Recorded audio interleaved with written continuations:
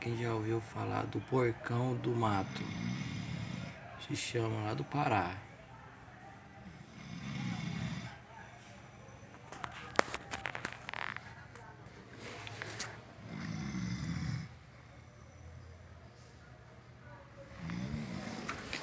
Eu vou filmar direitinho aqui, entendeu?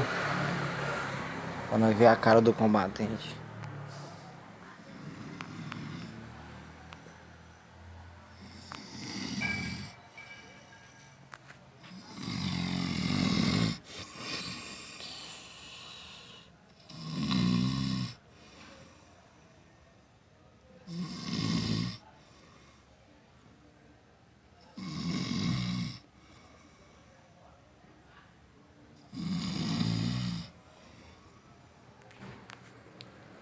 Isso é mototáxi, tá vendo?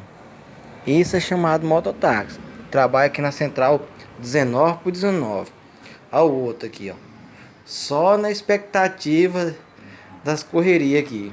Tá escutando o porcão roncar? Aqui o porco ronca. Não ronca não, Pai Inácio? Então, gente, ó. É desse jeito. Tá vendo? Nós tá aqui, ó. Olha o jeito que ele deixa a moto dele, ó. Largadão aqui. Você entendeu? É cara porco. Veio do Pará. Gente, qualquer coisa, gente. Pessoal do Pará, vai me desculpando, viu, gente? Mas ronca mesmo, viu? Não, olha da onde é ainda. Quer ver? Eu vou mostrar a placa. Paraupeba. Tem até vergonha do pessoal do Paraupeba ficar bravo comigo, viu? Manda um like se gostou, viu? Aqui é eu, gente, ó. Magalhães, ó. Certinho, manda um like aí pra gente no canal, que vai ter mais vídeo nós aprontando. Agora um cara desse a gente tem que jogar uma bombinha pra acordar, pra ir trabalhar. Nem é 11 horas da noite ainda, gente, pra dormir desse jeito. Um abraço, falou, tchau.